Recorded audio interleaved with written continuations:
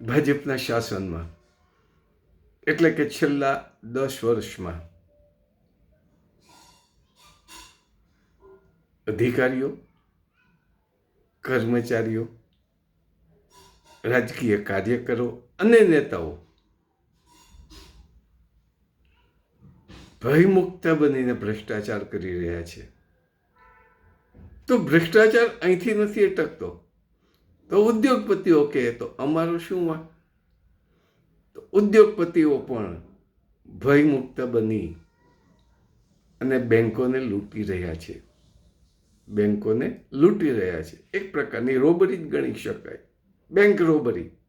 અને એ પણ કાયદેસરની. બેંકો પાસેથી કરોડો રૂપિયાની લોન લઈ, કરોડો એટલે લાખ કરોડો રૂપિયાની લોન લઈ પાછા ન આપવા અને એ કંપનીને ફડચામાં નાખી દેવી અને એ કંપનીની મલાઈ બધી ઉદ્યોગપતિઓ ખાઈ જાય, એ પણ એક પ્રકારની બેંક લૂંટ જ છે. 2014થી 2024ના ભાજપના શાસનમાં ઉદ્યોગપતિઓએ ભયમુક્ત બની અને લોનો લીધી. એટલે કે 16 લાખ અથવા તો 16.5 લાખ કરોડ, 16 લાખ કરોડ, 1-2 કરોડ નહીં પણ લાખો કરોડો, 16 લાખ કરોડની લોન લીધી આ ઉદ્યોગપતિઓએ. અને એમાંથી પાછી કેટલી આપી? એટલે બેંક માંડ વસૂલ કરી શકે એની પાસેથી માત્ર 16% રકમ જ વસૂલ કરી શકે. એટલે કે 2.70 લાખ કરોડ જ વસૂલ કર્યા. 16.5 લાખ કરોડ રૂપિયામાંથી માત્ર 2.70 એટલે કે 3.25 લાખ કરોડ જ વસૂલ કર્યા. એટલે કે 16% જ વસૂલાત કરી શકી.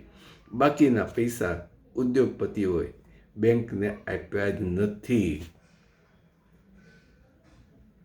આમાં સરકારી બેંકોનો મોટો ફાળો છે. સરકારી બેંકો 12 લાખ કરોડ રૂપિયા ધીર્યા છે. 12 લાખ કરોડ રૂપિયા ધીર્યા છે.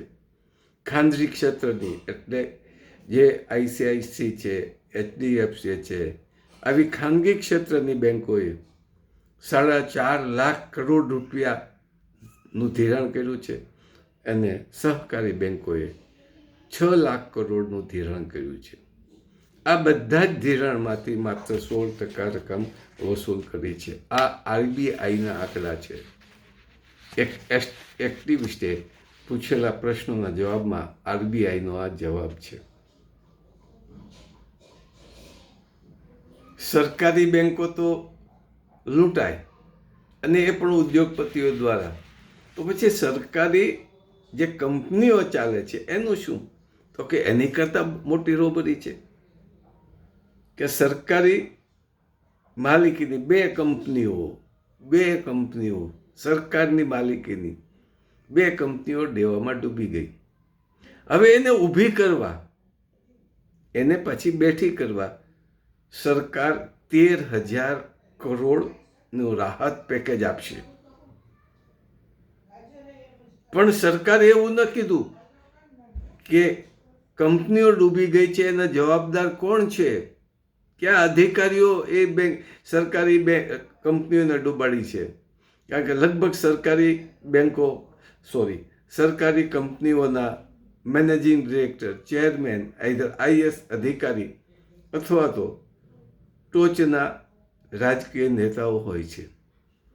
આ બધાએ ભેગા મળી અને સરકારી કંપનીઓને ડૂબાડી દે છે, દેવામાં નાખી દીધી. તો એના માટે સરકાર જવાબદારી કોઈની નક્કી કર્યા વગર પાછી ફરીવાર એને બેઠી કરવા 13,000 કરોડ રૂપિયા આપશે. અને એક આપ્યા પછી પણ એ સરકારી કંપનીઓ નફો કરશે કે નહીં એની ખાતરી નથી. તો એના માટે નાણાપ્રધાનને જવાબદાર ગણી ન શકાય? ચોક્કસ ગણી શકાય. નાણાં મંત્રાલયને પણ જવાબદાર ગણી શકાય અને એ સરકારી બેંકોના મેનેજિંગ ડિરેક્ટરો એને પણ જવાબદારી કરી શકાય. પણ ભારતનો કંપની ધારો કોઈની જવાબદારી નક્કી કરતો નથી. કંપની ધારાની ખાસિયત છે તમારે જેટલું બેંકોને દેવામાં નાખ્યું એટલી નાખી દો, પછી ફડચામાં લઈ જાઓ એટલે તમે બધા મુક્ત. ડિરેક્ટરો કે મેનેજિંગ ડિરેક્ટરોની કે ચેરમેનની કોઈ જવાબદારી રહેતી નથી. અને જ્યાં સુધી આ કંપની ધારો ભારતમાં ચાલુ રહેશે, આ જ પ્રકારનો કંપની ધારો ચાલુ રહેશે, ત્યાર સુધી આ જ પરિસ્થિતિઓ ચાલુ રહેશે ને રહેશે. હવે 13,000 કરોડ શું કામ આપે છે? કે સરકારની બીજી 8 કંપનીઓનું ખાનગીકરણ કરવું છે, ખાનગી માલિકોને આપી દેવી છે. પણ એ પણ કદાચ ખાધમાં હશે તો એ ખાધની જવાબદારી કોણ લે? નફામાં તો ભાગીદાર બને, પણ ખોટમાં કોણ ભાગીદાર બને? તો આવી પરિસ્થિતિમાં સરકાર આપે છે. અને એ બીજી એક વાત છે, 24-25માં સરકારી ટેલિકોમ કંપની MTNL ના બોન્ડની ચૂકવણી માટે, એટલે કે બોન્ડ લીધા હોય લોકો પાસેથી ઉછીના તરીકે, તો એને પાછા આપવા માટે આ કંપની પાસે પૈસા નથી, એટલે સરકાર પાસેથી 80 અબજ રૂપિયા આપશે. શું કામ આપશે? તો કે MTNL કંપનીએ ભૂતકાળમાં લોકો પાસેથી બોન્ડ દ્વારા પૈસા ઉઘરાવ્યા છે, એનો સમય પૂરો થયો છે, એને પાછા આપી શકાય એવી પરિસ્થિતિ આ કંપનીની નથી, માટે સરકાર 80 અબજ રૂપિયા આ કંપનીને રાહત પેકેજ તરીકે આપશે. મિત્રો, તો ભાજપના રાજ્યમાં ભયમુક્ત બનીને ભ્રષ્ટાચાર કરવો, પણ નાનકડા વેપારી માટે નહીં. મેં તમે બેંક લોન લીધી હોય, વાહન માટે લીધી હોય, મકાન માટે લીધી હોય, તો આપણે ડૂબાડી ન શકીએ. આપણી તો મિલકતો જપ્ત થાય, તાત્કાલિક નોટિસ આવે. પછી સહકારી બેંક હોય કે કમર્શિયલ બેંક હોય, આપણી પાછળ પડી જાય. બેંકોના ઓફિસરો ઘરે ધક્કા ખાવા માંડે. પણ જ્યારે અબજોપતિ પૈસા ડૂબાડે ત્યારે બેંકના પેટનું પાણી હલે નહીં. ઓફિસરો પણ ન જાય, બેંક મેનેજર પણ ન જાય, અને ફોર્મલી લખવા માટે થઈને કાગળ જ લખે.